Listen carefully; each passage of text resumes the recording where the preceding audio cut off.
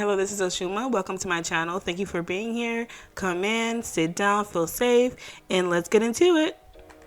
So at the VMAs, Nicki Minaj was supposed to host, but we barely saw her during the performance. She came into this beautiful pink veil dress on the red carpet, very well received by people and fashion critics, and she looked really, really beautiful in my opinion. And then we saw her maybe like, I don't know, 3-4 times.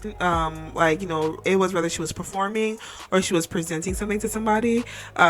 Supposedly the VMAs were scared as to what she was going to say, and she even came on stage and said, I received a lot of calls yesterday, saying that this and that, what is, Nicki going to say? But, if they can't say this, then Roman can, and certain, things of that, factor. And so what ended up happening is Cardi B and, Megan Thee Stallion performed. It was a great performance. Whether you like it or you didn't like it or indifferent, that's up to everybody's individual perspective. But then after that performance, moving further along, next thing you know, Nicki Minaj comes on stage to perform herself, and she performed The Last Time I Saw You, and then right afterwards she previewed this song that she is releasing on Pink Friday too, and it was basically a song, reiterating to these girls like, I'm not you or you. I will say it's fair that song came out because, there has been a lot of, listen, these girls have been taking digs at each other for years, y'all, and I think it's time to be more direct because I want this stuff to be in the rap. Oh yes, put it in the rap songs, please do. Like, I love female rap, and I love that there's so many female artists that we can choose from. And if I don't feel like I'm in this mood today, I can go on ahead and listen to a Tierra Whack, or I can listen to a Full Millie. Especially, I just have there's like so many choices of women that you can listen to, and so it's been pretty cool for me as a fan of female rap. And so I think that all this stuff does belong in the rap. Like, please say all this ignorant shit in the rap. Like, please say all the ignorant ish you can say in the rap songs, put it in the rap. Like, that's how I see it, put it in the rap. But all this other internet gangster stuff and telling the goons to pull up and stuff like that, I think that's kind of wild and going too far, but hey, that's just me. So I didn't feel any way about it when she came and performed what she performed, on the VMAs. I believe the name of the song is called Big Difference, and it's supposed to be on her Pink Friday album, so we'll see. But let's move right along onto what occurred after the VMAs. Y'all, it got messy. So this all started with the VMAs. This actually wasn't set way before the VMAs, the next topic that I'm going to talk about. But I believe that, this VMAs this year really, escalated things to a different type of space and situation in regards to, the quote-unquote beef between Nicki Minaj and Cardi B. Now, I do think that a lot of the beef has stemmed from the public, and the public continuously saying things and doing things to, perpetuate it. Me personally, I am not the one to support anybody that has done anything against others against their will. And so when it comes to just hearing the full scope of this story, I agree with what most of the public is saying in regards to, I believe that Nicki Minaj is a bright, beautiful, and intelligent woman. She is an amazing artist. I remember being in middle school listening to her music and being like, wow, like this is literally female rap being, revived again, because the last person that we had before her that, was up to the certain level that she was in stardom was indeed Lauryn Hill. And so when she came in the picture, a lot of women were like, whoa, who's this cool new chick? And so a lot of us were very interested in just trying to see what, her career would be. And she ended up taking off and becoming one of the biggest global superstars in rap, right? So when it comes to this whole situation of who she did decide to get with, I normally wouldn't go in and try and talk about celebrity spouses unless it's like kitchen table talk where I'm with my friends and with my family and we happen to get onto the conversation. But I think this is one of those situations where it's a no-brainer. As somebody who has had to fight so hard, particularly a black woman who has had to fight so hard for where it is that she for what it is that she has and where it is that she came from, I would think that, at this stage in her career, she would choose to move smarter. I think that she should have taken the route of not really getting, Kenneth involved in her music or her artistry at all, in my opinion, just so that the public could have a clear separation, or even not a clear separation, it's like out of sight, out of mind type of situation.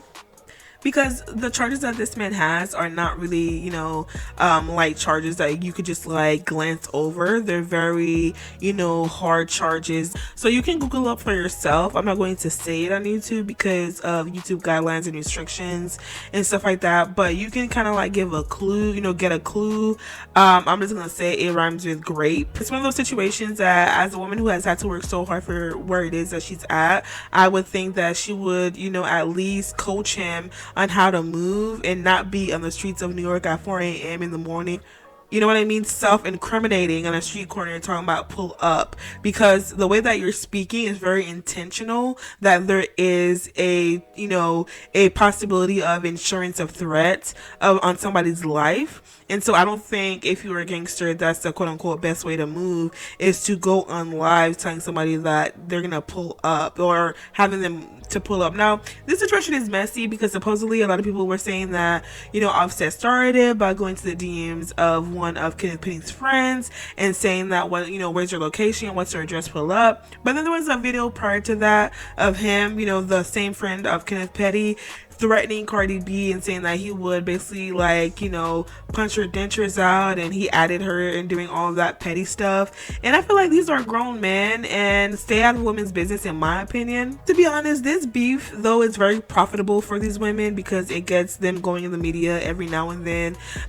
If you've noticed, one of the biggest ways to promote music nowadays, or that people use these beefs to then entail a release of something, it's been very profitable. The beef between Nicki Minaj and Lotto, the beef between Doja and somebody else, Doja Nicki Minaj, Nicki Minaj and this person, like these hip-hop beefs have been very profitable for labels and artists. But I think it's when it gets to a point where things are starting to get super aggressive, where telling people to pull up and send addresses and then all this stuff, it's crazy, y'all. It's getting a little bit too far, in my opinion. I wouldn't want to see anybody get hurt in this situation, because we've all had seen what occurs in hip-hop when things can in fact get too aggressive, and that is with Offset. I don't want to like I said, I'm using the word aggressive because I don't want to get flagged by YouTube for saying anything else, because I can't use the N word and certain things like that, which is quote unquote offing people.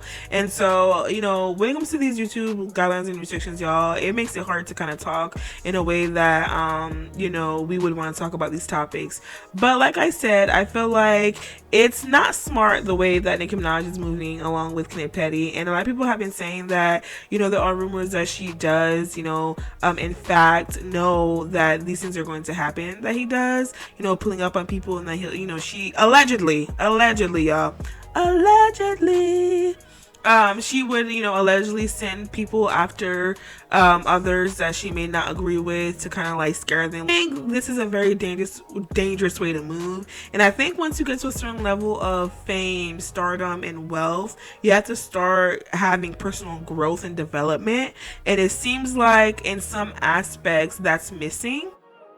I know that she, there has been growth in the way, that we've seen her when it comes to, her art. The music that we're getting from Nicki Minaj now isn't the same type of music. Whether you like it or you don't like it or are indifferent. And well, I wouldn't say it's particularly the same, but there just needs to be a way to move smart and not incriminate yourself when it comes to these things, because then it becomes like a situation where you're the one that's going to lose the most out of the situation, because at the end of the day, Cardi B is going to be who she is, and then like Petty has nothing to lose, in my opinion, because at the end of the day, the person that is giving him the most clout or provide, listen, there's a lot of stuff that goes into this topic, and if you want to go on look up the tweets and stuff like that, but supposedly he's her bodyguard, is on payroll to be her bodyguard, allegedly. And that's how he moves around because, you know, of his charges. He's not supposed to be able to